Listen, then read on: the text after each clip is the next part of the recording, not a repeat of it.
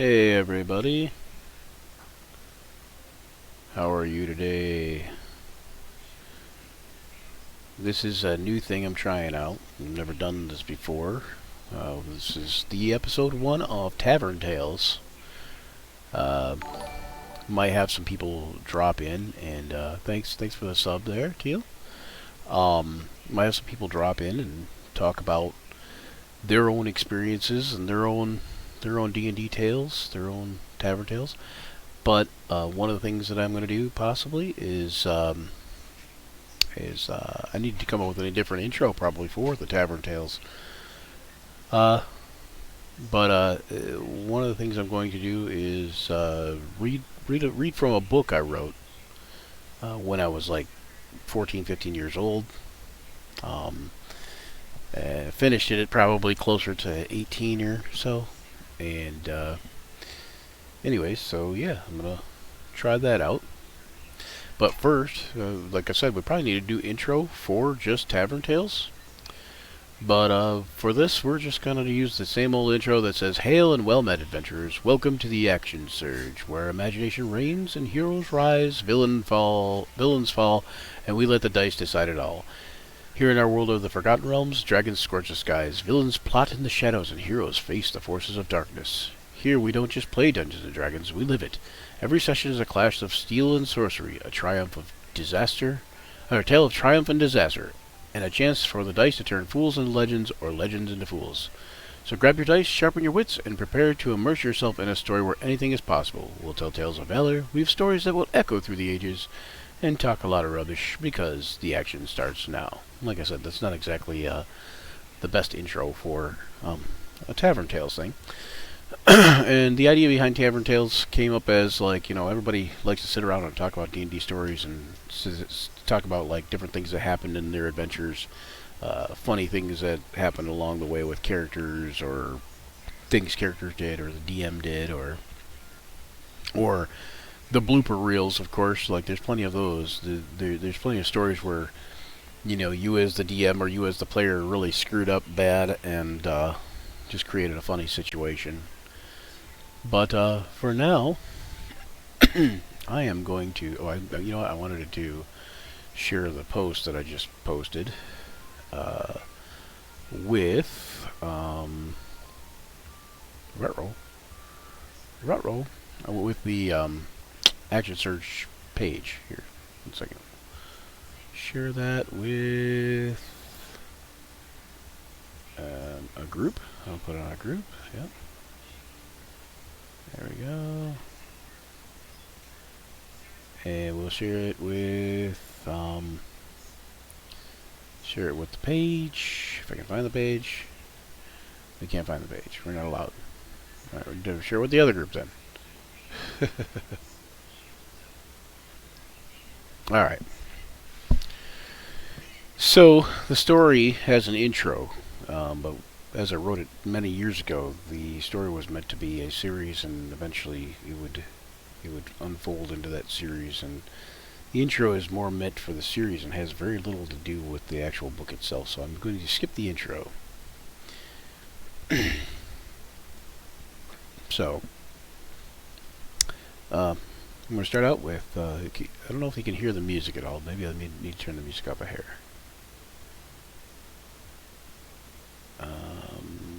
1 second. Right there. Alright. Try it again, pupil. Yes, Manus. The darkness was lit by a brilliant display of sparks and flares erupting from the boy's hand. It slowly fizzled out to a mere flicker. I failed again. I'm so sorry, Manus. The wizened old teacher gave a slight sympathetic smile. Nonsense, my pupil, he said. You are but merely a student of the arts. You will learn. Besides, you have not done better already?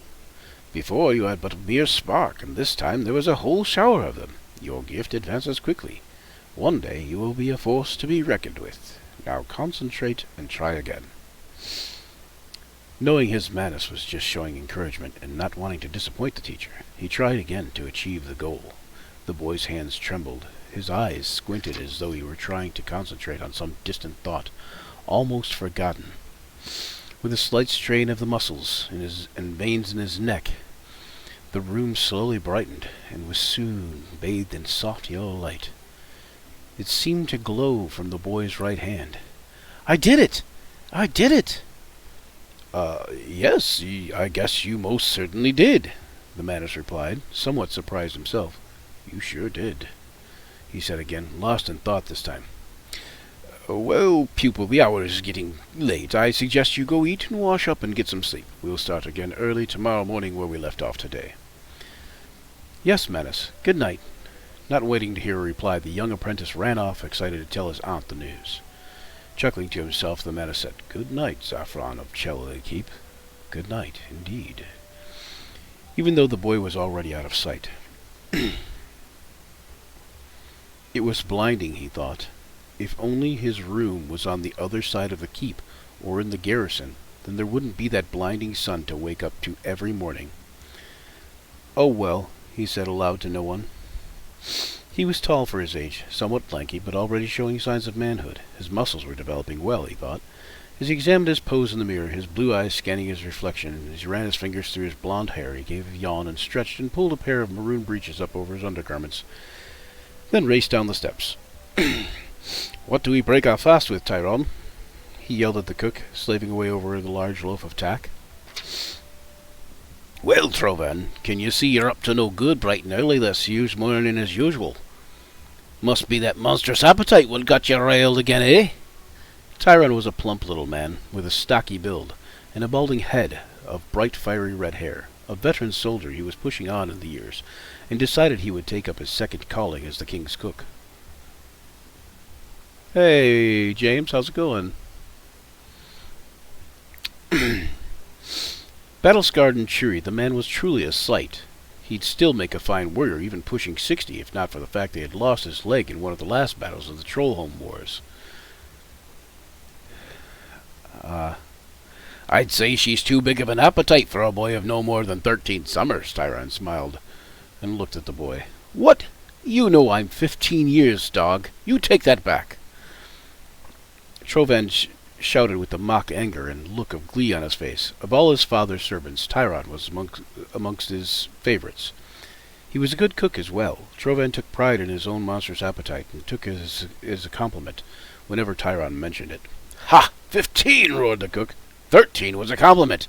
12's more like it, and you'd better run along. I think your mother's calling, little boy." Tyrone laughed as he finished his slicing up the loaf. Trovan dove over the counter and jumped onto the back of the stocky cook. Tyrone almost lost his balance because of his wooden leg, but remained upright. Grabbed Trovan and flung him onto the counter, covering him in flour. With a feigned look of ferocity, Tyrone said, "Aye, you did not plan on scuffling with a real pirate, now did you, landlubber?" Trovan spun to his feet. Standing on the counter, he picked up a small cleaver and wailed, "Let's see how you fare against an armed pirate, dog." Taking a playful swing at Tyrone, Trovan said, "On guard!" The lame cook brought about his own bread knife and played out a series of thrusts and parries with Trovan. Tyrone fumbled with his bread knife so that it appeared that Trovan had disarmed him. "Cur, you have defeated me, but how?" said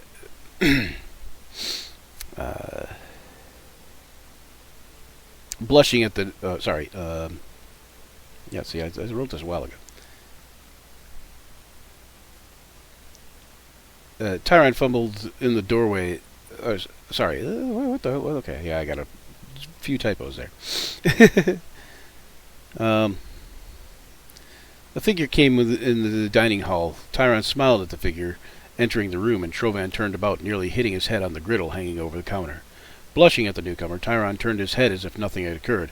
"We shall see if you're unbeatable if those breeches are We shall see if you're unbeatable if those breeches are ruined." It was Trovan's mother, almost double Trovan's age, and seemingly more beautiful as time went on. No longer the voluptuous young woman Tyrone had once known her as, now more the beautiful queen and matriarch of the family. Yet still very attractive to the younger men, she had the proud air of a mother about her. She walked toward Trovan as her golden corn silk ringlets spilled over her shoulders.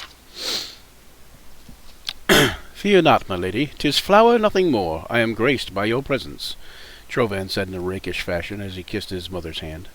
Oh, a gentleman, Get off the counter now, good sir. But, Mom, I was just off it. Okay, he said, smiling at her playfully. Trovan sat on the edge of the counter as his mother said, Oh, all right then, so what does the little hero plan on after training today? I'll probably go with that dumb little noble. Saffron? Trovan chortled. Picking his bread knife up from the floor, Tavern said, Not to interrupt, Ariana, but would you like anything while you're waiting for your breakfast, your majesty? How about a sweet roll and some coffee, Tavern? She replied, grinning at Trovan, both of them knowing how much the Queen Ariana liked her sweet rolls. Tavern responded with a slight giggle. Yes, your majesty. Ariana, noticing the mirth, she questioned, All right, you two, what are you up to? Nothing, your majesty, Tavern rejoined. Here's your sweet roll. Eyeing him suspiciously, she took the roll from him and said, Thank you, Tavern, I think. Taking a small nibble out of the roll, Trovan's mother turned to look at her bright-eyed son. Tell me about your friend, Trovan. What is the Prince of Edric doing with a dumb noble, She lectured. He's not really dumb, Mom. It's just he's different. He talks about magic this and magic that, and does little weird tricks that sometimes are neat, but more often than not they're just weird. So he says I can't do spells, and I told him I could, and I also knew math too, but he didn't believe me, and he just laughed, and he thinks he knows everything, 'cause he's 19, but he is fun to talk to sometimes, and he's the only other boy around here near my age, so I guess he's the only other boy that has time to play or do anything. Trovan gasped for breath as his relentless prattle ended. Well, responded his mother apologetically, you certainly do have a lot to say about this strange little boy, don't you? Okay, you can go ahead and play, but first you eat breakfast, and then, since Garrick isn't here, you'll have to take your lessons from Chalet's swordmaster, Xandar Arnheel. But, be warned, Xandar won't coddle you like Garrick of Edric does. I hear he's also very strict. The last was said with a hint of triumph in her voice. A sort of so-there-ness that Trovan didn't like at all. It was mid-morning. Trovan could tell by the length and the angle of the shadows coming through the window as he walked down the hall from the garrison barracks toward the armory. Loud noises could be heard from ahead. At first it appeared a fight had broken out between two of the soldiers, and the squad leader was breaking it up. However, when he looked at it, Trovan recognized the squad leader was actually engaging in a fight with another of the soldiers from the garrison at the Chalet Keep. The squad leader appeared to be Swordmaster Xandar. As Trovan pushed his way between the howling, batting ring of the spectators, he barely avoided a punch by a gloved fist aimed at the scrambling footman. Xandar, the larger of the two, backed up as if he were going to give up the fight. He ran a hand over his sweating brow and through his matted platinum goatee, and jumped at his opponent with a start. It was a feigned attack. It just made his adversary jump. But it put him off balance just enough, for Xandar made a quick lunge, and his opponent grabbed him by the groin and shoulder, and flipped him over, and threw him down back flat on the ground. Xandar dusted his gloves off together and said, There, that ought to teach you a lesson. A true warrior would have never let himself be scared by such a false attack or quick motion. Now, get to doing your marches, 100 in the field, plate shield, and longsword, length of the garrison. Tyrocles, you and Madrigan go count for him, and make sure he does every last one. Aye, sir. Aye, sir, both soldiers responded in unison. Turning toward Madrigan, a large brown-haired bowman dressed in leather armor, the beaten soldier sneered at the back of the squad leader, to which came a cuff to the back of the head from the chuckling Madrigan. So, getting into trouble a little early today, are we, Reich? Came a booming voice. The footman, who was really wounded only in pride, turned and nearly gasped at seeing from where the voice came. A giant of a knight in full plate armor, with a great helm under his arm, and a long, thick mane of hair like molten gold running into his face, into a full, well-groomed beard and mustache, stood at the entrance to the barracks. Probably the most majestic figure Trovan had ever seen, with the halo of light coming from the room behind him. He looked all but a god, and Trovan got a stunning feeling. Tingles formed in his skin as an immense goodness filled him, and all the room seemed to be in awe at the presence of this man. With a voice like a gentle rolling thunder, "Well, come on then, we better go. 100 is a lot of marches, and they're the length of Chalet," came the knight's second words. Trovan stood stunned again. As he watched with silent admiration, Madrigan, Reich, and the knight Tyrocles left the building. Standing there for what seemed like hours, staring in awe at nothing, Trovan awoke from his daze and looked around. Confusedly, everyone was gone. But where were they? "Oh no, my lessons," he said, as he ran to the armory to suit up. On the training field were 25 by 20 soldiers. They were doing calisthenic-type exercises in half-plate or chain armor. Since Trovan at 15 was 6 inches past 5 feet, he was able to wear the chain. Smaller squires either had to wear custom-tailored armor or heavy leather. "You're late, soldier," howled the swordmaster. "Aye, sir." Trovan tried to deepen his voice to reply, which made him sound worse than he thought. "And do you think that's because you're a prince you're allowed to be late, soldier?" "Sir, no, sir," Trovan said, trying to remain calm. "Do you think I won't bust you, groundworm? Do you think Daddy's going to bail you out of this one, boy? Are you deaf? Get doing cows like the rest of the grunts. You won't be first or the last prince I busted. Move, move! You may think I'm mean and relentless now, but when these exercises save your arse, you'll be thanking me. Now move." Trovan kind of liked exercising, despite its rigorousness. He followed the older soldiers in their calisthenics and was almost as good as most of them. He did his best to stay away from the swordmaster Xandar. And what was this? Something he'd never seen before. Harassing the more inexperienced or lazy soldiers, Xandar was doing calisthenics with them. On top of that, Tyrocles, the awe-inspiring knight, was doing his cals with a group of 5 other knights, all wearing full-plate armor and great helms. Trovan could hear Tyrocles' voice boom, "Down!" to which his unit responded, "1! Down! 2! The six-man unit belted out 50 to 75 push-ups, 50 lay sittings, like sit-ups in armor, 50 chin-ups, and ran the obstacle course. Plus, did all the standard marches the length of the garrison, and still had the energy to practice their swording. What monsters could lie beneath those armor suits? What muscles they must have had, he thought. They really must be invincible. Trovan had long since won the title of Junior First Sword. During his first 2-month visit at the Chalet Keep, his father remained proud of him, but Trovan's mind couldn't help but wander off while doing exercises. Even with his mind elsewhere, he still managed to defeat his sparring partners, for it was a bad place and time to which his mind wandered. It was 3 years ago, on his brother's 13th birthday, because of a prophecy spawned of madness. "So, father likes you better than me, does he? Well, we shall soon see about that," hissed Edric, Trovan's older brother. Standing over Trovan's bed with a broadsword, ready to swing, half crying but filled with anger, he stood there, shaking with blade raised and gleaming in the darkness. "Mother likes you better, otherwise she would stop father's madness. Father likes you better because he believes in the prophecy. The townspeople like you better because I am the first son of the child of the prophecy.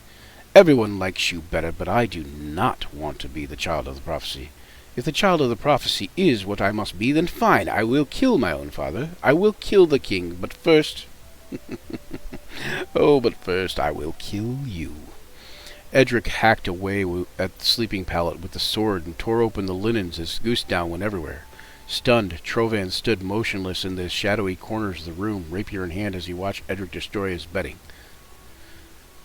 "What is this?" Edric screamed. Suddenly, out of the corner of his eye, Edric saw a flash of metal in the moonlight as Trovan bore down from the shadows.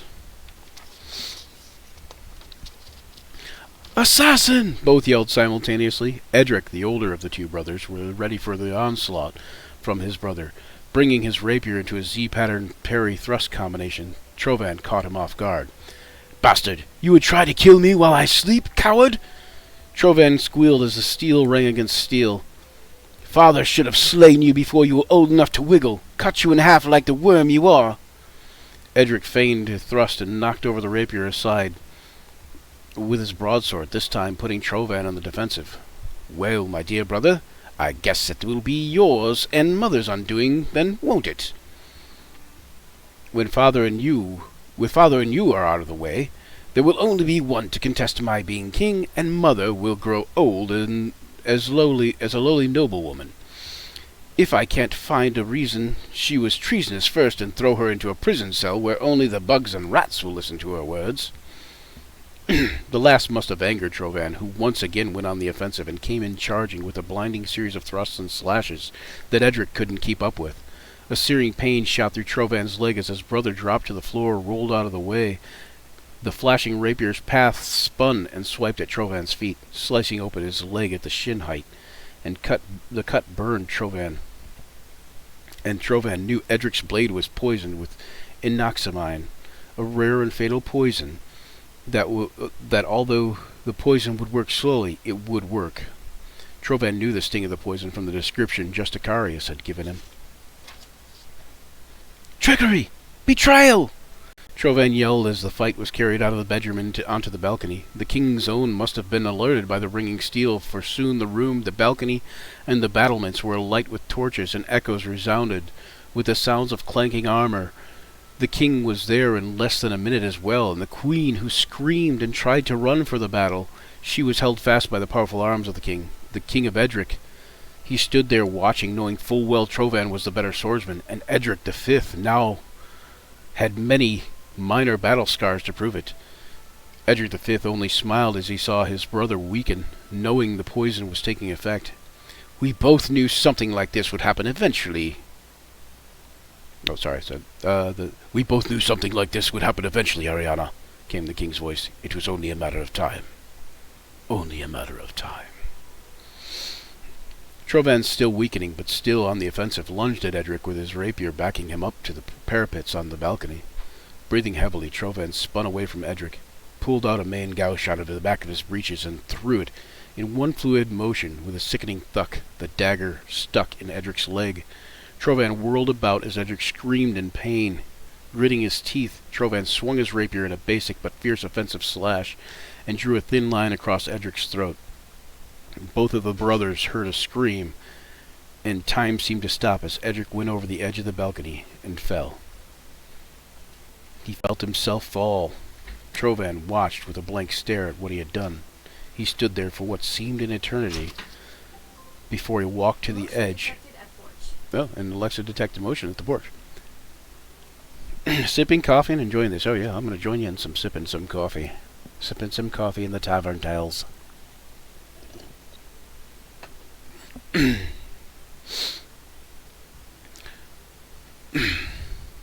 Walked to the edge and said, "I too have many tricks, brother. I too have my tricks." Trovan walked over to his parents and fell into their arms. "Poison, father. Poison."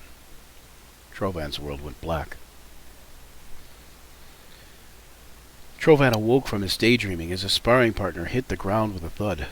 But he remembered how his father's own chief cleric in Kyurgen removed the poison from his wounds with a prayer to his deity, and a magical healing herb from the fabled gardens of the Twin Paradises.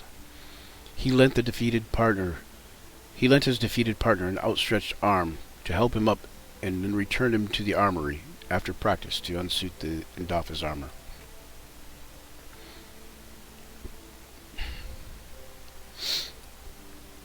The room was fairly dark and quiet as Zaffron sat reading. Even now, he knew the door was about to open, for he let the sight go beyond it, where he could see through the very wood itself, and his vision stretched out to a point a little ways down the road, and then he seen Trovan, the young prince, and first son of Edric, a name won him since the death of his brother. Mounting the edge of a hill, this wavered Zaffron's concentration just enough for him to lose the spell completely. Angered, but not defeated, he tried again, and then watched Trovan finish the trek toward the alchemist's shop. "Zaffron?" Trovan yelled. "Zaffron of Chalet, are you done studying yet?" Trovan yelled again with no less gusto this time.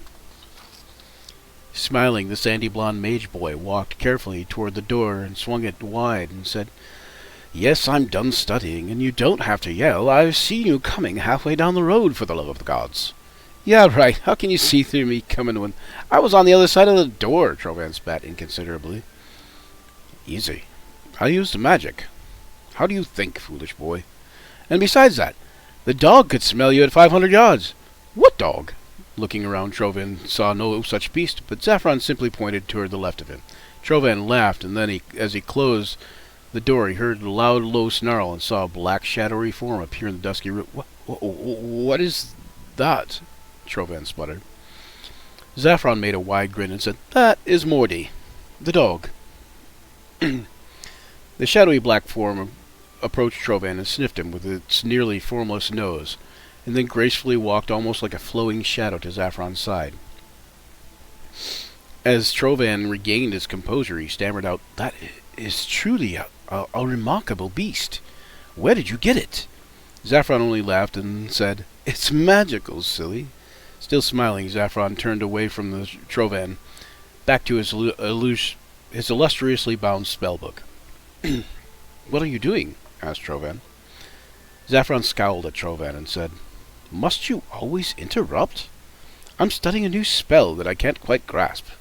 You do understand that most mages my age are out on the road tutoring themselves through practice, and me? Well, I'm a washout. Couldn't even cast a simple light spell until yesterday.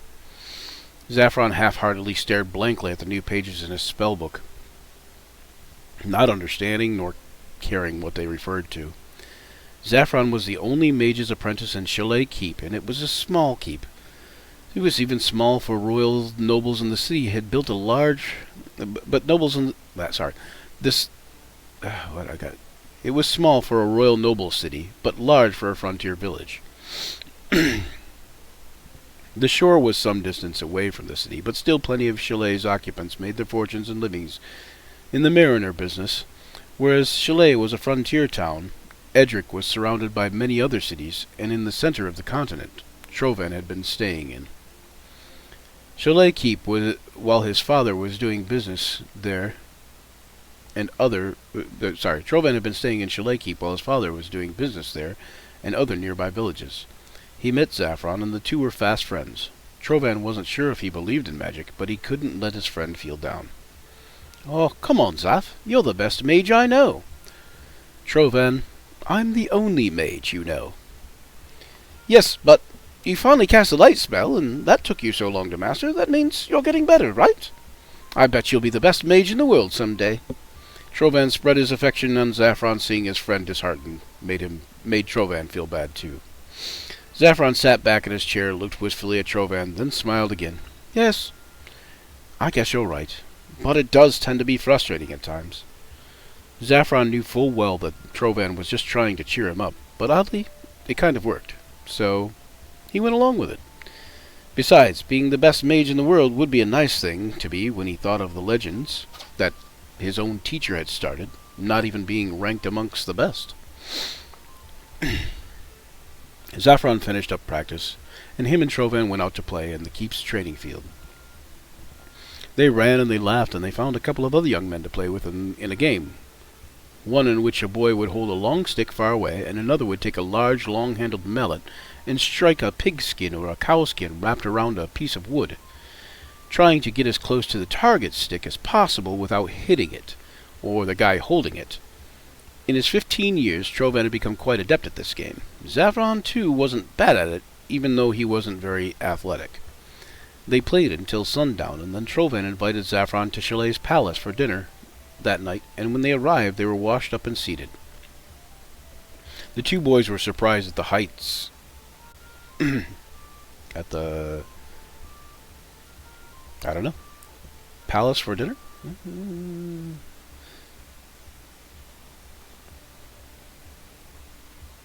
At the height. The two boys were surprised at the height of the palace, maybe? I don't know. I like I said, I wrote this when I was 14, so you know. I disappear when I put my head down to read. Bloop. Now you see me? Now you don't. Alright. Alright, so where was I?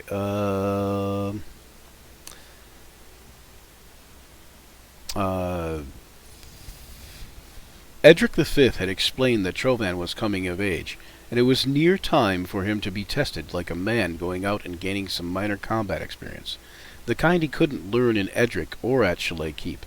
They were to start out early the next day, and they were to be traveling with one of the knights of the First Order, a town acolyte, and a small reinforcement group. Together they would all travel to the Dillingard to see Lord Alfred Dillinger, king to Edric's seventh cousin by marriage. They would also help him fight some orcs, goblins, and gnolls that have got a temporary fighting force together, just barely enough to cause trouble, but the king wouldn't want to see his son get hurt, especially when Trovan asked if Zaffron could join him on the trip.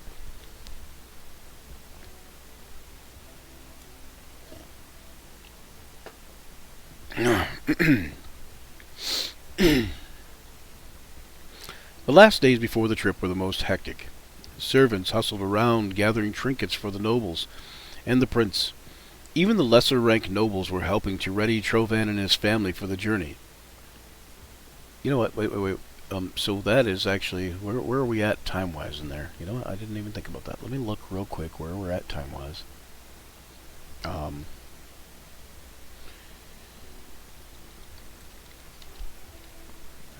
don't see a quick, easy list there. Oh. Oh, hang on 1 second.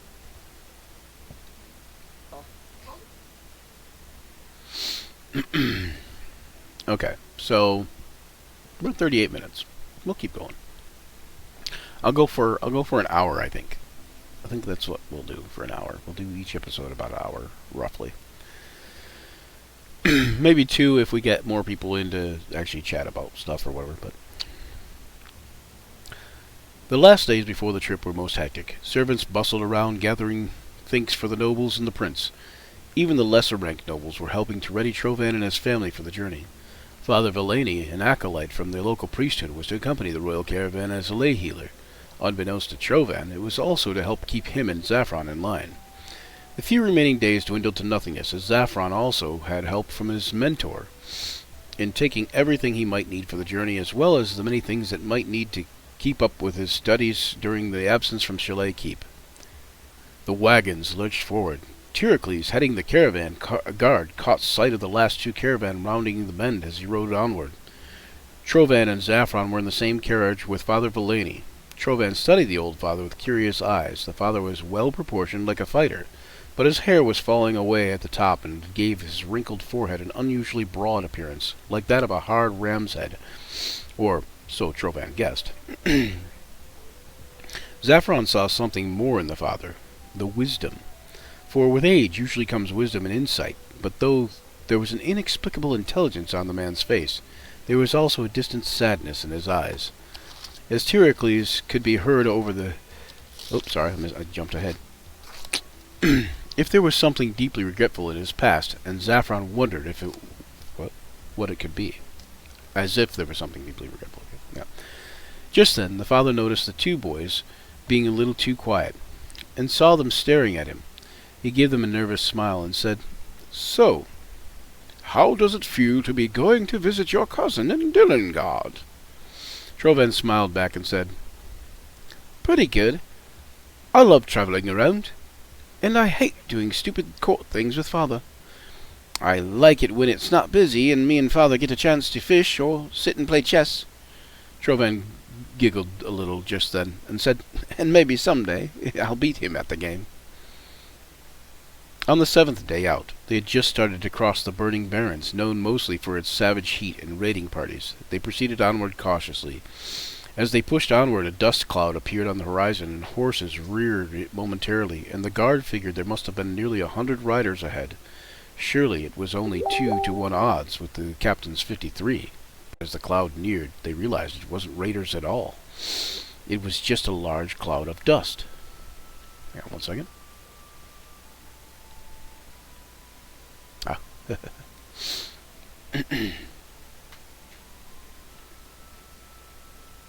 Alright, where was I? It was just a large cloud of dust. Sand started to blow in their eyes, and the tumbleweeds all but tripped their horses over. They couldn't even see. They tried to round everyone up, and carriages tried to gather and form a circle. The wind grew stronger, and shrill cries of panicked horses filled the air.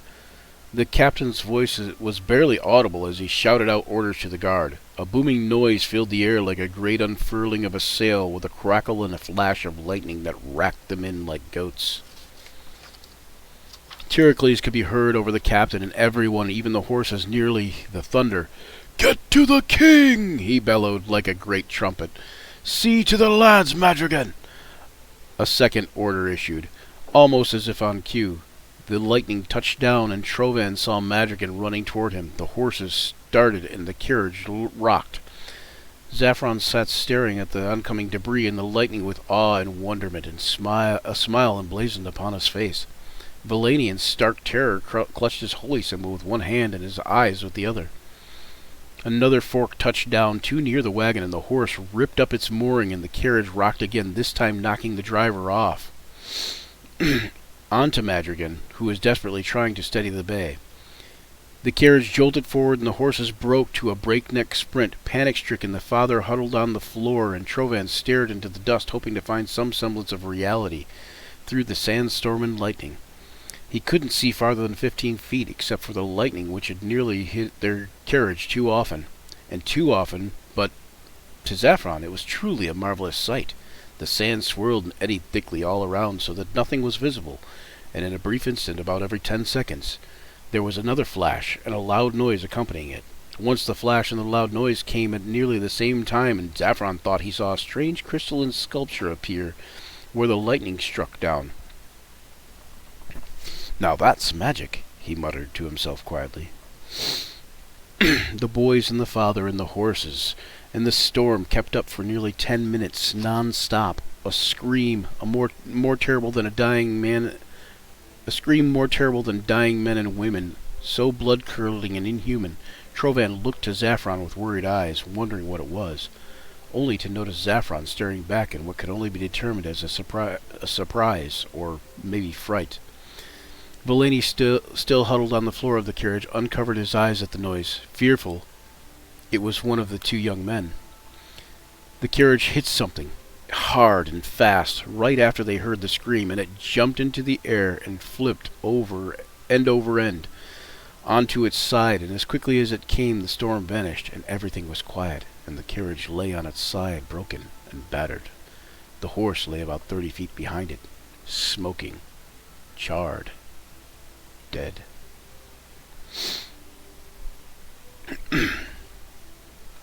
A lone figure stood at the top of a hill, overlooking the barren valley. Soon after the figure crested the hill, he made a waving motion with his hand, and nearly 500 other men crested the hill. The men were all scant-clad in furs or hides, but wore less than the Botswana. All of them had large bodies and graceful natures, yet lumbering movements. Their leader, a young man whose raven hair was pulled into a ponytail near the top rear of his head. He looked to be no more than 20, though his eyes were dark and fierce, and his skin was browned by weather and wind. He wore beaded and boned necklaces around his neck, and what appeared to be feathers of some sort in his hair. It seemed as if most of the small army, dressed in similar fashion, had each some sort of strange tribal paintings on their faces. The leader stopped and shouted halt, for he saw something stirring in the distance near the goal. A small overturned wagon, of sorts.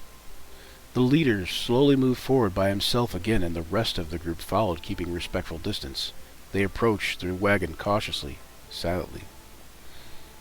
Trovan felt a drop of something like warm water hit him in the eyelid. After a while he felt another drop. He stirred to consciousness, gazing at the bright day through the squinting eyes. He found himself laying down, but when he tried to sit up he felt his head swim as though it were going to burst. Pain racked his body as he struggled to move. At last he was out of breath and laid back completely, letting his arms come up and rub his eyes into focus. Trovan screamed when his eyes finally saw what was near him. It wasn't water after all, but the blood of the dead priest. With a newfound strength, Trovan flung himself toward the ceiling of the now overturned carriage, away from the horror that was once Father Valani. He landed with a thump as he did, and he heard a muffled groan of agony. He turned around, and there lay Zaffron, battered by the accident. Trovan winced and saddened, stared at Zaffron with tears welling in his eyes. Don't die, Zaph. Please don't die. Disparagingly, Trovan buried his head into Zaffron's stomach and cried, I'm all alone, Zaph. I can't do this without you. Come on. I need you. I need your help, Zaph. Zaph? Another moan woke Trovan out of his sorrow. Trovan? Is that you? Mumbled Zaffron as he opened his eyes. Yeah, Zaph, it's me. Where's the father? Weakly, but getting stronger. Delaney? He's dead, Zaph. Dead? Zaffron struggled to sit up, but winced in pain and lay still. What do you mean's dead? Zaph, he's dead. Look. Trovan wiped the blood off his face and held it in front of Zaffron's. Zaffron, in astonishment, looked at the blood and started to say, Are you certain? Of course I'm certain.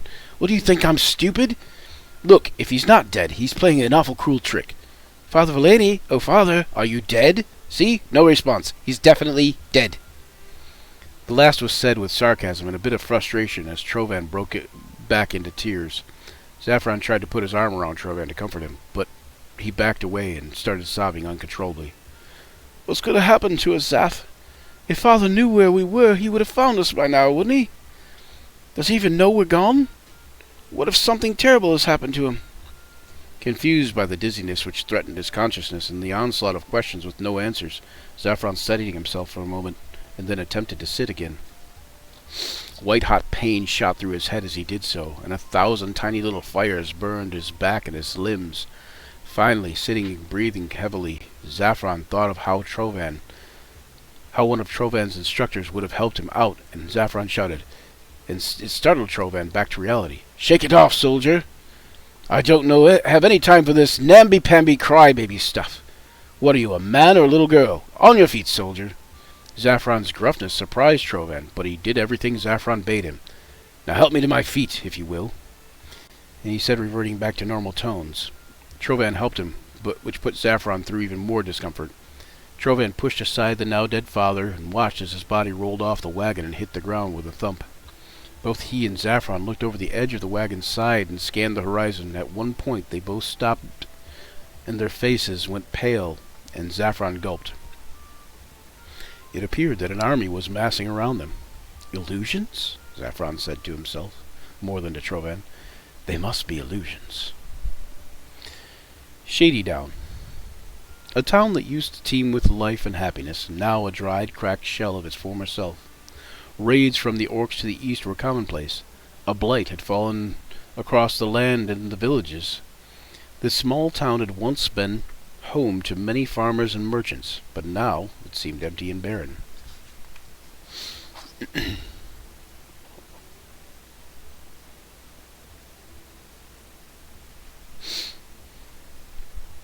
One second.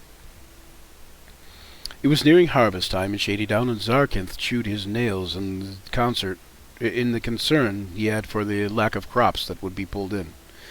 It might not be enough to last them another winter.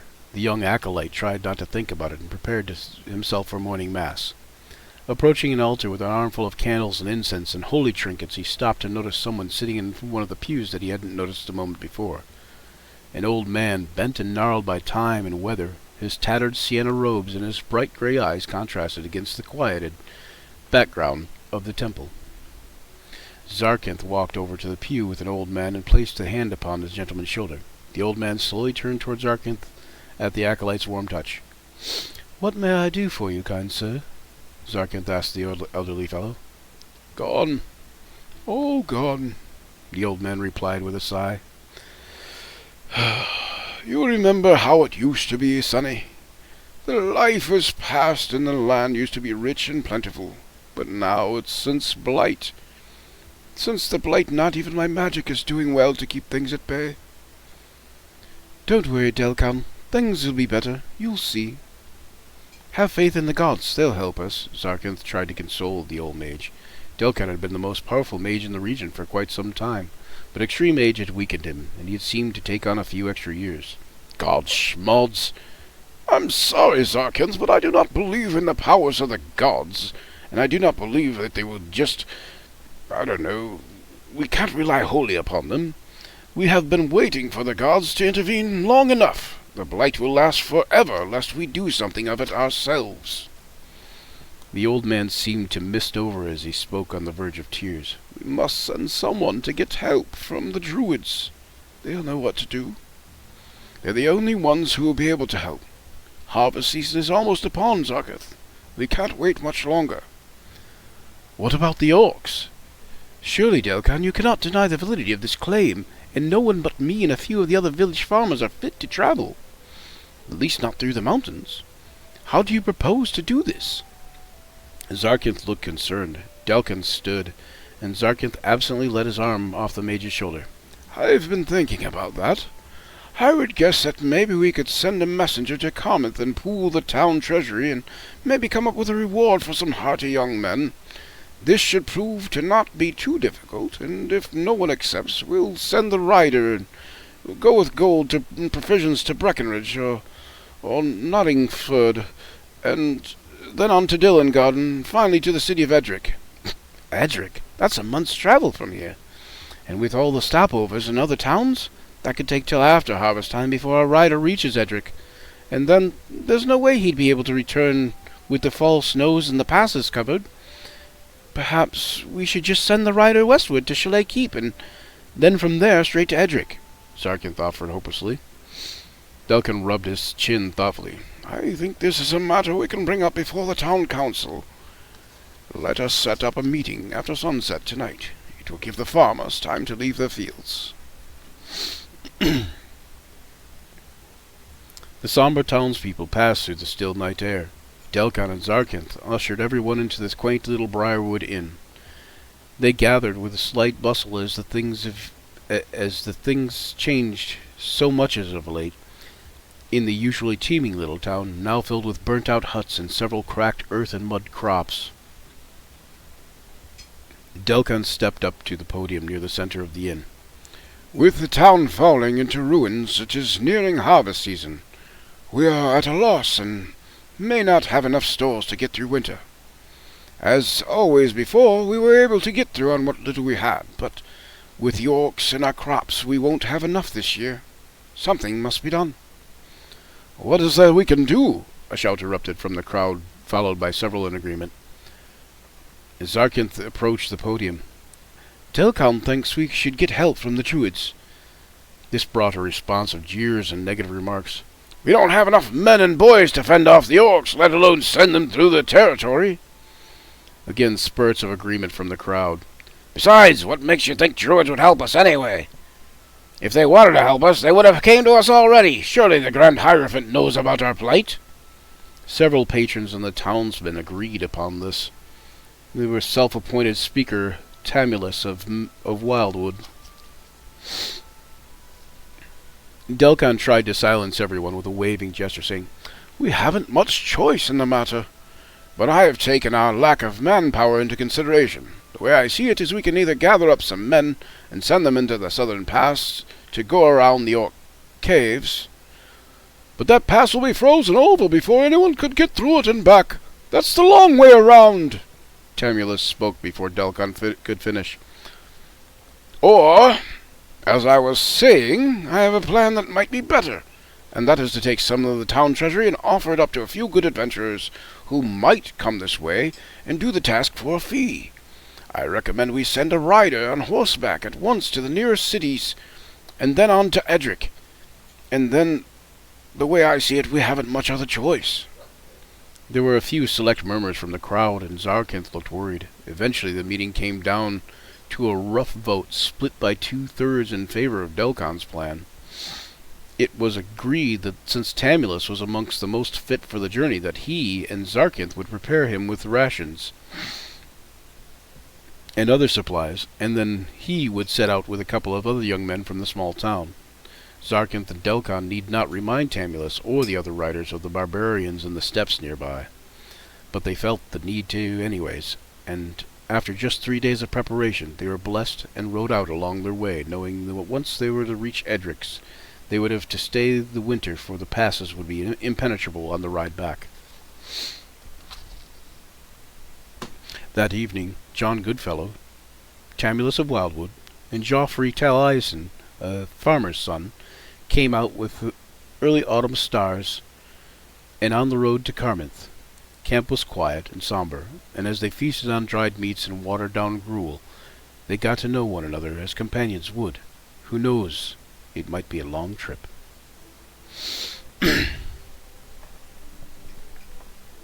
See where we're at time-wise. I should probably put this down here so I can see the timer all the time. 57 minutes. All right, we'll go one more section, even though it's at an hour. Yumani itaka nok tua tua. A thick, heavy voice broke through the quiet conversation.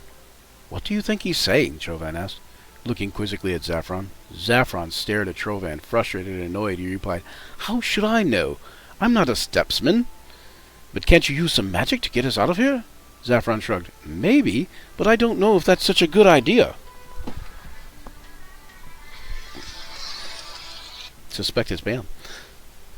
That's a good alliteration. Suspected spam. Let's get a call from suspected spam. Suspected spam. Oh, yeah. All right. So where was I? How should I know? I'm not a stepsman. But can't you use some magic to get us out of here? Zaffron shrugged. Maybe, but I don't know if that's such a good idea. I hear they fear magic of any sort and are very superstitious. Since when did you become an expert of the steps people? Since I study books. A lot. Yumani take nak tua tua. The painted warrior struck at them, silencing them again. They were locked in a small wooden cage quickly, with hemp tying their wrists and several of the barbarians staring on. The young leader was talking to an older man. Now the man was as big as an oak. Trovan marveled at the older one's size, and Zaffron remarked that it must be the leader, and possibly the younger warrior's father. Trovan had thought the former already, as it was the man who seemed their chieftain was half again Tyrocles' girth. Trovan reveled as that if the knight were here, things might be different. It appeared to Trovan that the men were trying to decide what to do with the two young men, who were trapped in like birds. The firelight was warm on their faces, but most of the stares they were getting were like cold stone. Except for a few women here and there, mostly only men were present. The young warrior and his chieftain seemed to have some sort of conflict in ideas. Then finally, the younger nodded and walked over to the two prisoners. Te yaka hua het? Came the deep voice of the barbarian. Hua het? Came the voice again. Seeing the puzzled looks on the boys' faces, the warrior tried a different language. With difficulty came the next words, in a guttural elven. Liter essa where? Trovan, not understanding, just shrugged, but Zaffron made it out and replied, We do not know. You hide truth? Asked the barbarian with a shrewd look. No, we are far from him, though, we know that much. Perhaps many days. Zaffron said, and apparently the warrior understood. Friend or foe? Friend? Trovan attempted thinking he had found a familiar word. The young barbarian stood bolt upright, startling them both. He boomed, You walk a Logan! For a moment, Trovan feared he might have said something wrong as several of the stepsmen rushed the cage. Zaffron, too, was taken aback at the onslaught, but before they knew what was going on, they were dragged out of the cage and set in front of a large log covered with food and loads of venison and several other fruits and berries. Munka, said one of the barbarians, while gesturing toward the two, then towards his mouth. Munka, he repeated. Zaffron and Trovan smiled at each other and dug into a hearty meal, and all the other stepsmen relaxed and smiled and feasted with them. The two lost adventurers, Zaffron and Trovan, had been in the cage for 3 days with little to eat, and who knows how long they were unconscious. However long, both were famished, but they ate well at this feast, and after hours of feasting and watching the stepsmen doing strange dances and singing stranger songs, the young war leader shouted, and the crowd slowly silenced. The chieftain came out of his makeshift hide-covered tent and came over toward the two newcomers. What are your names? The young war leader asked them in primitive elven. The primitive elven he spoke. To which Zaffron replied, I am Zaffron. This is Trovan. he replied in common mistakenly, to which the young warrior looked shocked. You speak Commonese? Are you from the West? The painted young man replied in perfect common, to Zaffron's equal shock. Yes. This time it was Trovan's turn to speak. I am Trovan, the first son of Edric. Trovan spoke the title with a wince. It was one he hated. The chieftain rose his gaze toward Trovan. Sit then, city dweller. It is good you have come. This is my father Muldek, the chieftain of this clan. Interjected the young steppsman. I am Rastan. The chieftain lifted his hand, motioning for Rastan to remain silent. You are the first son of Edric. Yes, Trovan answered, still not over the fact that both of these barbarians spoke perfect common. My father is the king of the city of Edric, and ruler of the Mid-Realms. We are on our way to Dillengard to meet with my uncle and perhaps stay with him a time. Winter comes too soon. Surely no place for young men alone. You're lucky to have come. I have a message for you to take to your father, from the people of the Steplands in concern of the Mid-Realms. I will keep the treasure I found with you as payment for rescuing you both, for you surely would not have survived the days without our help. Handing Trovan a scroll case made of bone, the chieftain continued, No one but your father is to read these words. I will give you and your companion some gold, and send you both along with my son to a small village that will be able to help you reach your people. You will be set to leave with provisions and horses at dawn. We can't thank you enough for... Zaffron started. The chieftain silenced Zaffron before he finished. Not to speak of it. You serve me as I serve you.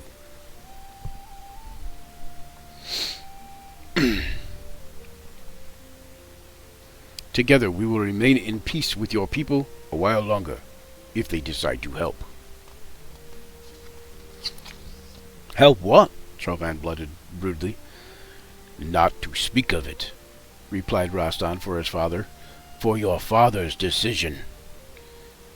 Get sleep. Early start. The chieftain rose from where he sat and turned to his tent. That night they slept in a rolled-up bedding under the stars near Rastan. Trovan and Zaffron both excited that new life was a possibility again. They couldn't sleep. Rastan, Trovan. Yes, brother, Rastan replied. Trovan thought being called brother was odd, and it was kind of brought a twinge of pain for his real brother. Why is it your people live under the stars? Staring at the stars, he turned toward Rastan, who now turned toward him and smiled, almost giggling. This is not so hard a question to answer, brother. Why do you think? Thinking of Rastan mocking him, Trovan said, How should I know? Brother, look at them. Look at the stars. Do you not see it?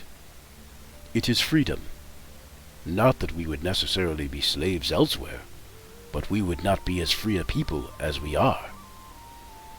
What do you mean? Brother, out here, on these plains and steppes, my father is king, and many of these warriors' fathers are also kings, and many of these warriors are kings as well. You see, out here, we can all be kings, and still be brothers.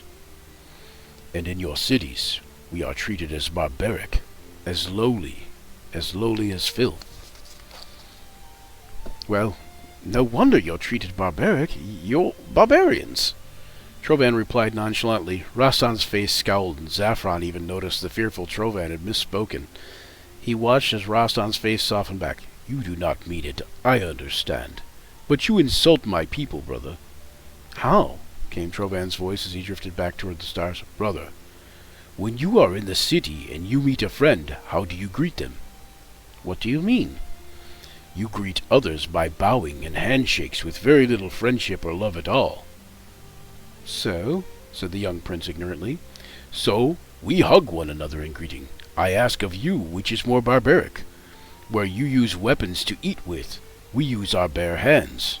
Where you use people to gain for your own lives, our people work to help each other. So? So then what is barbaric about our people that you would call us barbarians? Rastan replied with a hint of frustration in his voice.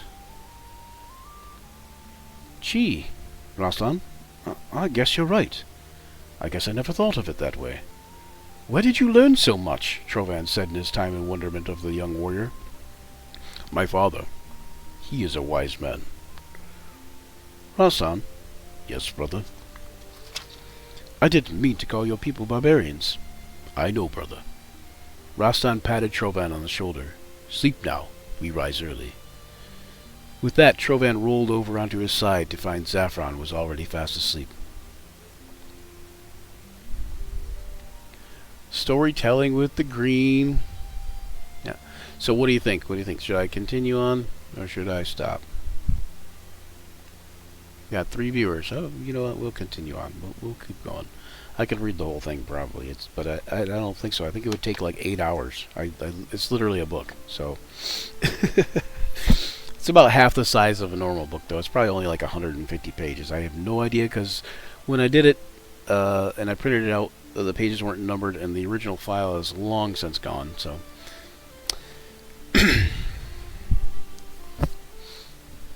all right. So, early the next morning, they gathered their mounts, and Rastan gave a fond hug to his father, the chieftain, and several of the tribesmen. A few of the members even scooped up Trovan and Zaffron in brisk embraces. The first day was rather uneventful. That night they camped near a river, and it was quite peaceful. The second day was pretty quiet, with the exception of a few goblins that Trovan and Rastan dispensed rather easily. Since Trovan now had his longsword that was recovered from the carriage wreck, and returned to him upon their departure, and from the incident with the goblins, it was easy to see that Rastan was a natural-born warrior. Zaffron, still afraid to use his magic in front of the superstitious stepsman, just sat back and watched with his dagger at the ready. The third day was a fated one. They had been up an hour before sunrise and riding an hour after. They rode late past midday, and when they saw a group of riders through the trees ahead, Trovan, still wearing the noble signets and royal clothing, knew that there could be trouble. As well as Rastan, who was a seasoned warrior, knew they could be brigands or bandits or thieves. Zaffron hoped he would be able to keep from using his magic, but the 3 against 3 weren't good odds at all, if all 3 of them were well armed. Both groups of the 3 slowed as they came to meet each other. The forest road was so quiet, you could have heard a pin drop. "What are you about?" shouted the gruff voice of the lead rider. "We are on our way to Shady Town on business," Rastan replied in his deep bass. The 3 riders stopped completely and exchanged glances with one another. Nervous, Trovan and Rastan put their hands to the pommels of their swords, and Zaffron's hand disappeared in the folds of his robes. "What kind of business?" the leader asked. "None of yours, I'm sure," retorted Rastan. "What are you here for?" "We've just come from Shady Down," the lead rider spoke. "I am Tamulus of Wildwood, and this is John Goodfellow and Joffrey Tolizon, my riding companions. We're on our way to Carmont to find adventurers willing to help our town. Shady Down is but a day and a half from here." "Then maybe I have erred, for we are, as I said, on our way to your town on business," Rastan apologized. Trovan squirmed in his saddle. "What kind of help? What is wrong in this village of yours that would be seeking adventurers to help?" Recognizing Trovan as someone of importance, Tamulus changed his tone. "My lord, it has come to our town's attention that we are under a curse." "A curse?" Zaffron interrupted. Not turning from Trovan's gaze, Tamulus finished. "Yes, my lord, it appears that way. It seems that the crops have turned to dust and the streets to mud. Nothing grows, and it's barren and desolate." Trovan shifted. "So, what can a group of adventurers do to stop a curse?" "We would send the group through the mountain pass to meet the druids and have them help us cure what blights the land. Few of our men are capable of making that journey and surviving, and we have a shortage of manpower as it is. We will pay you good money, my lord, and all of our village treasury." "Look no further," Trovan replied. Zaffron's jaw dropped. "Surely you can't be serious, Trove." Trovan stared at Zaffron, letting him know he was dead serious. "Zaff, these people need our help. I can't just leave them to the troubles. What would father say?" "He would say it's a bad idea." "What would Rastan think? What would these people think? After all, I'm the prince." Now it was Tamulus and his companions' turn for their mouths to drop. What would they think if the very kingdom that was sworn to protect them turned their backs on them as if nothing was wrong? Zaffron looked concerned. Of course. I know you're the prince. We could go back to Edric or to Dillengard and get a team of professionals. Trovan looked angry. Look, I am a professional. It's been my whole life, and my father's whole life, to make sure I'm ready to fight. If you're scared, you can stay here. Me and Rastan will go along. Right, Rastan? Rastan shrugged. Sure. I guess it won't be too much delay before the scroll gets to your father. Anyway, I will go where you go and make sure the scroll reaches your king. Zaffron sighed heavily. I'll go too, I guess. I hope you're right about this, Trove. Even if I'm not, it's still the right thing to do. Trovan turned back to the other riders. Go on to Carmith, Tamulus, and get a group anyway. In case. Trovan sobered and thought, in case we're unsuccessful. Yes, my lord. With that, the three of them rode onward to Shady Town, and Tamulus and his group rode onward to Carmith. The rest of the journey to Shady Town was rather uneventful, but filled with an anticipation of the journey ahead. Trovan, Zaffron, and Rastan urged their mounts up a small hillock, and when they reached the top of a strange and eerie sight met their eyes.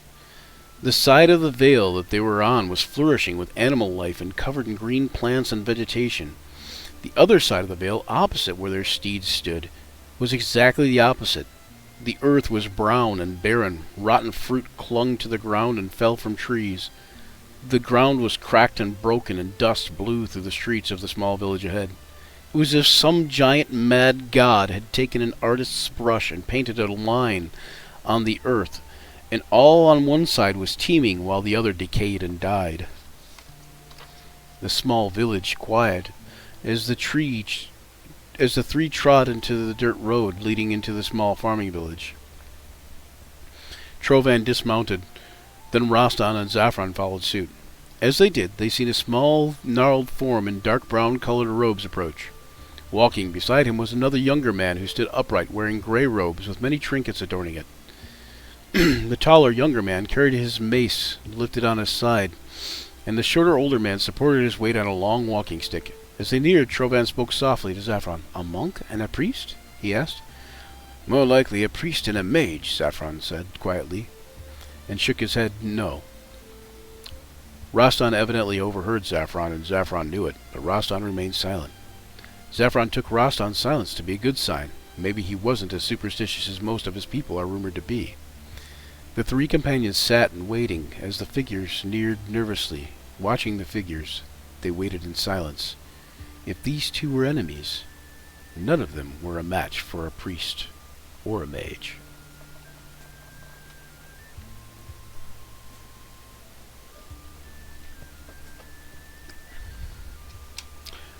Fantasy medieval music for calm, blah blah blah. 2 hours and 1 minute. Okay, good now. All right, so we're at an hour and 15 minutes. Any news? Any voices from the peanut gallery? Any thoughts out there? I see Baghead said, Baghead is a self-laid man. I got that message from you earlier too. Yep, it's automatically a tool. Elocution. Oh, elocution and accents. You like the accents? I hope that. Just don't bust my balls.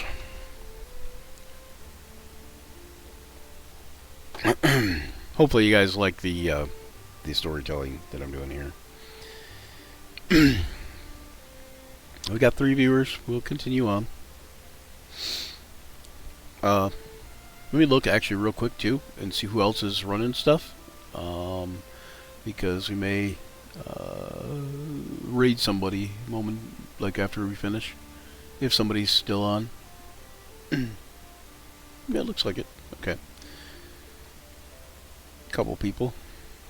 Captain Robert, as always, playing some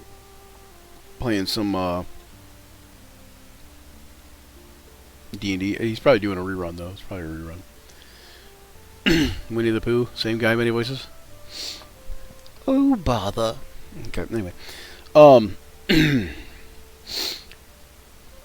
Trovan was running through the woods as he started to look around, noticing that his father's huntmaster Garrick was running right beside him. "What seems to be the problem, Highness? You look startled," Garrick asked the boy prince. That is nothing. I just didn't expect you to be here," came the reply. "Well, where else would I be? Today is 6th day, and we always make our plans for hunting on this day." Looking over his shoulder, "Boy, we sure started up a hornet's nest with that mama bear, didn't we?" "Bear? Yeah, we did. But that was more than a year ago." Trovan thought hard for a moment. Think hard. When Trovan opened his eyes, he found himself lying on the cold tile that was the arena floor at Castle Edric. "What's going on?" he said quietly. "You didn't fall that hard," came the voice, and as Trovan looked toward its source, he saw Justicarius, an old man with gray hairs on his chest, but well-muscled and covered with scars. He wore an all-black hood as customary of his position as executioner, and he stood tall and lean. He reached out and grappled Trovan's armor with a mailed fist and pulled him roughly to his feet. "Don't worry. You'll get the hang of it, kid." Trovan suddenly realized he was in the middle of one of his armor-donning sessions, and he noticed Justicarius taking his plate off him roughly, then saying, "Okay, watch, kid," and making a quick demonstration of it using himself as a model. "You watching, kid?" Justicarius asked as he shook Trovan's shoulder. "You watching, kid? Trovan, are you listening? Trovan, are you listening?" Trovan awoke with the straw pallet that felt the closest thing to a real bed he had in weeks. Zaffron was shaking his shoulder to wake him. What's up, Zaff?" Trovan yawned. "This is it, Trove. This is the day that we started our journey through the mountains." "What?" "Don't even. Snap out of it, Trove. Wake up." Rostan, Delcon, and Zarkinth were already waiting by the horses and provisions. Delcon said if we head out now, we should reach the foothills by the end of the day. Trovan's military training took over, and then he realized what was said. Delcon was the mage, and Zarkinth was the priest who greeted them with open arms the night before. All had been tired from the long journey, but now Trovan had some rest, and he was quickly dressed, suited, and out the door without another word. As the young adventurers readied their horses for the long ride, they noticed Delcon the mage, in the dark brown monk-like robes, approaching. Delcon leaned toward Zarkinth, who was already helping out the trio, and said, "Good luck, lad," digging into his pockets, and added, "Take this talisman. It will protect you from evil. You may need it." Shuffling over in front of Trovan and Zaffron, he started gesturing. "Follow the new path through the wilderness until you reach the old wilderness road." The woods grew in tight around the new road. The trees were tall and old, with the undergrowth shoving its way between the massive trunks and the area bursting with animal sounds. Once they nudged their horses down the overgrown path, the canopy was so thick that it nearly blocked out the sun. Rostan said, "How can you tell?" Zarkinth asked, as if disbelieving that Trovan could have any divining powers. "It's the way they move," replied how can you tell?" Zarkinth asked, as if disbelieving Trovan could have any divining powers. "It's the way they move," replied Rostan. First, to which the Trovan nodded. "They are walking very haphazardly. Soldiers would be more deliberate, and in step with each other." Trovan nodded in agreement. Again, Zaffron spoke up at the moment. "Still, they aren't looking too happy, and they've all got weapons. Weapons that pilgrims would not carry," the last said with a slight emphasis. The seven approached for what seemed like an eternity, and it was clear to Trovan that he and his group had been noticed as well. It seemed as if they were going to do nothing but pass. However, something in Trovan's being told him that something was wrong, and his hand clenched tightly to his sword hilt. When the men got almost 30 feet away, they started rushing. Trovan, not surprised by the sudden movement, met the leader of the group sword to sword. Although Trovan had the advantage while on the horse, the head fighter was very skilled indeed. Trovan wondered if this might be his last fight. Rostan reared his horse up. Before the men reached him, he had unsheathed his great two-handed blade and rushed up to meet the two men at once.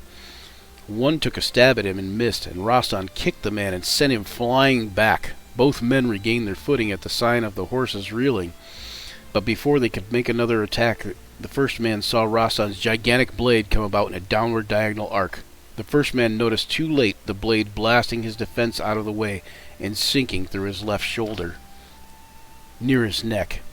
The blade continued through the doomed man's rib cage and out his right side under his arm.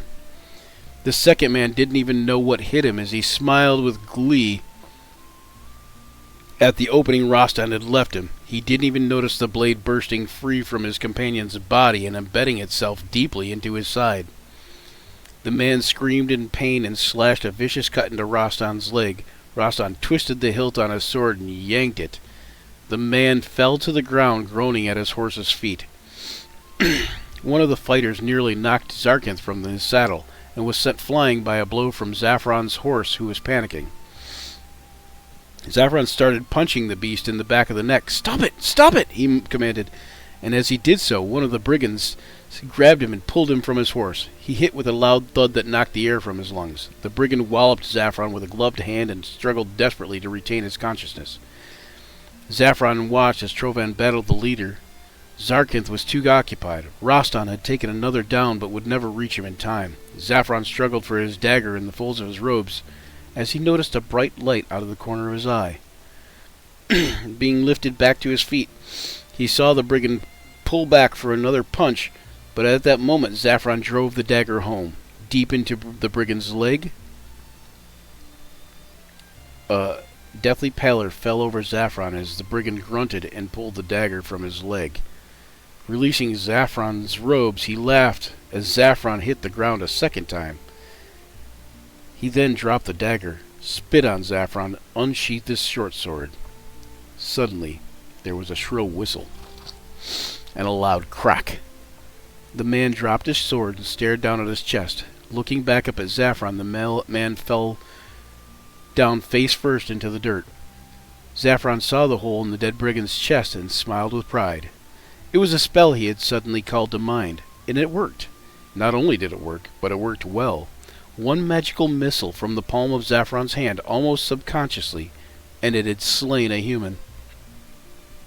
Zaffron looked up just in time to notice that another of the brigands and Zarkinth struggling for control of Zarkinth's mace, and Trovan was busy with the leader as another tried to come up from behind him. The one behind Trovan was dead before he could react, with an arrow striking him in the back, and Trovan slashing him through the chest and returning fast enough to meet the leader. Rostan had dropped his sword and was knocking another arrow in his bow.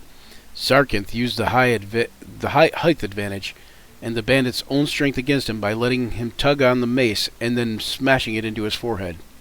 Rostan lowered his bow and everyone was still as they watched both men, now tiring, trade blow for blow with their weapons clanging loudly against one another. The leader quickly noticed that there was no one left to lead and began to get nervous. Trovan swung violently. Justicarius pressed in tightly, not allowing the boy to get in a good swing edgewise. "If you're going to learn, you're going to have to learn to try to kill me," Justicarius screamed. Trovan trembled at the thought of trying to kill Justicarius and knowing that he couldn't. Justicarius was his father's Lord High Executioner and one of the best swords in the kingdom. The executioner swung viciously and opened a wound in Trovan's leg. "Soon you won't be able to walk, boy." Trovan drove in the attack, but to no avail, and Justicarius sliced his sword arm open, which Trovan then felt quickly go numb. "And soon you won't even crawl," the executioner taunted. Trovan screamed in a fit of rage, and everything turned bright and dark all at the same time, and his mind twisted and his muscles tensed as he drove in another unsuccessful attack. Something must have happened, because next came what neither Trovan nor Justicarius expected. Instead of relenting, Trovan kept driving and slashing madly, almost too fast for the executioner's swift blade to keep up. Trovan pressed him against the wall, and the executioner dropped his blade for just an instant and yelled, "Stop! Stop!" The words rebounded back to his ears, and he watched in horror as he cleaved the defenseless brigand's leader's head from his body. Trovan knew in that moment he had done a great wrong, and he watched the others just staring at him in confusion. Trovan's face was either a mask of apathy or sorrow. He looked around at the others and said quietly, "Come on, let's ride." Without another word, Trovan picked up his dead foe's short sword and began his horse back down the trail. Zaphron retrieved his dagger, mounted his shaky steed, and followed quickly after. Zarkinth looked at Rostan, who shrugged, and they both followed suit.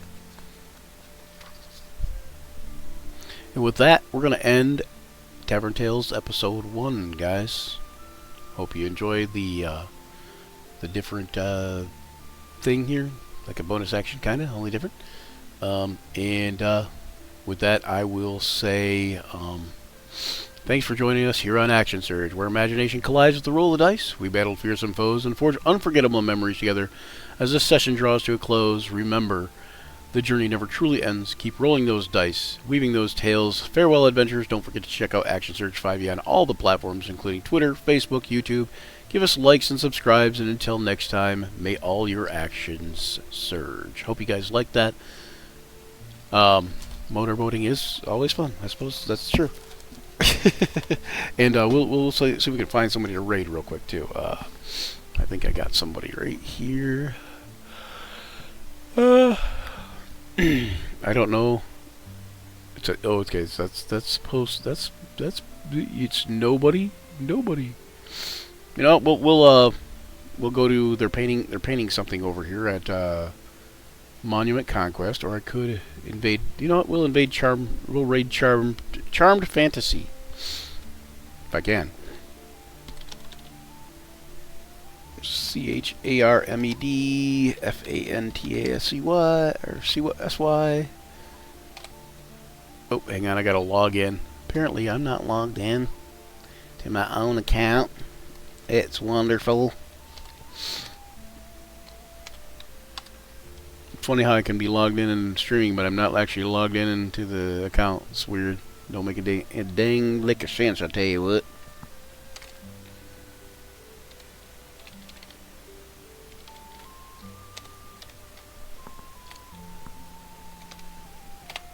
Alright, I gotta do the Authenticator app, cause you know. 2 times things. 2 times things. Where to go? Things. There it is. Let's try this one.